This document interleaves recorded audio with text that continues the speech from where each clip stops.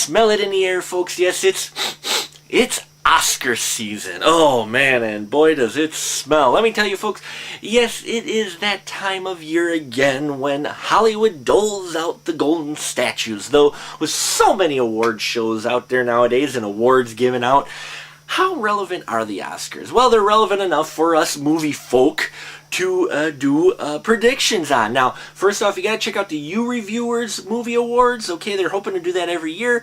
Great set of people, did some fantastic nominations. They did their own awards show, more representation of the people's opinions of what was actually good and who was actually good in the roles they were at. So check them out. You can search for them in the YouTube once you're done watching this video. Now, onward to our predictions. Yes, it is Oscar time, and I am going to make my predictions of who's going to get the golden statue this year. Let's start right off with Best Soundtrack. Yes, Best Soundtrack, I think, is going to be Inception. It's a gorgeous score, plus it's a score that adds another level, another dynamic to the film, which every good score should do. It just accentuates things going on, helps build tension. There's just all kinds of good elements about the Inception soundtrack. It's Hans Zimmer as well, who does some great work. I really hope and predict that he will get the golden statue. Now, on to Best Supporting Actress. Well, Haley Steinfeld from True Grit. I mean, she's a favorite of mine. She just did so fantastic with a Coen Brothers script, which couldn't have been easy dialogue to do. Stands up, in scenes with big-named actors. You know, she's a younger actor, not so experienced, and yet she carries her own in every scene she's in. Rattles off that dialogue better than I speak in normal day conversation, or even on here, some would debate.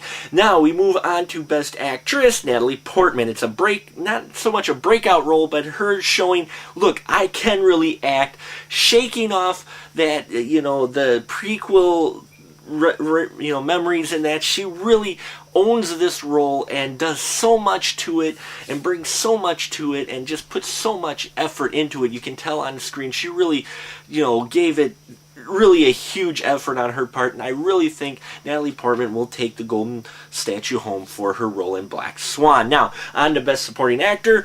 Well, it's gotta be Christian Bale. Christian Bale from The Fighter. He's not only a favorite to win, but he does a fantastic performance in this movie and really makes a memorable supporting actor role, because as we all know, supporting actors usually make more memorable roles than sometimes the main actors. And he definitely does that in The Fighter. Now, main actor award goes to Colin Firth. Why? Well, because he's playing a historical figure. Not only a historical figure with a handicap that he has to overcome.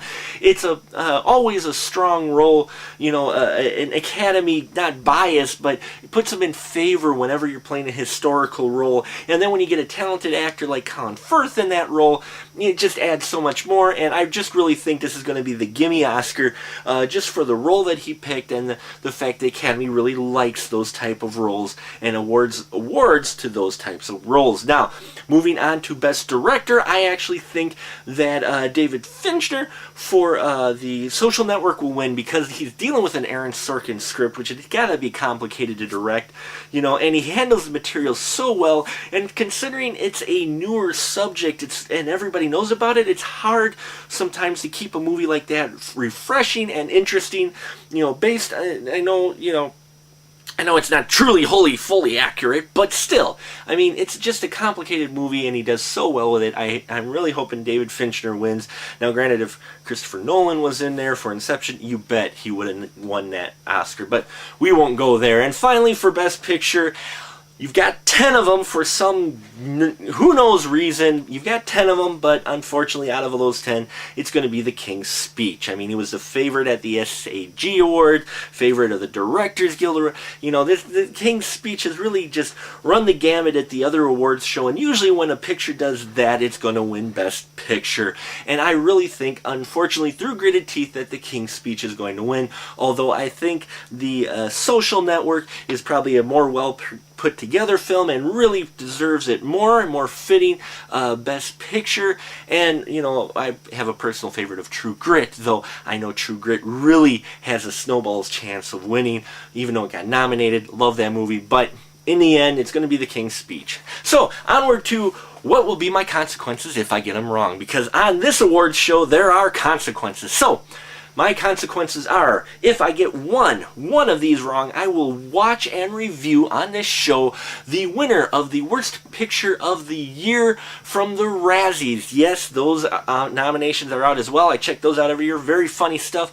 And whatever wins for Worst Picture, if I haven't already seen it, I will bring it on this show and review it. Now, thanks to Gab from Gab and Dad, she gave me some suggestions of really bad movies I would have to watch in case I got two wrong.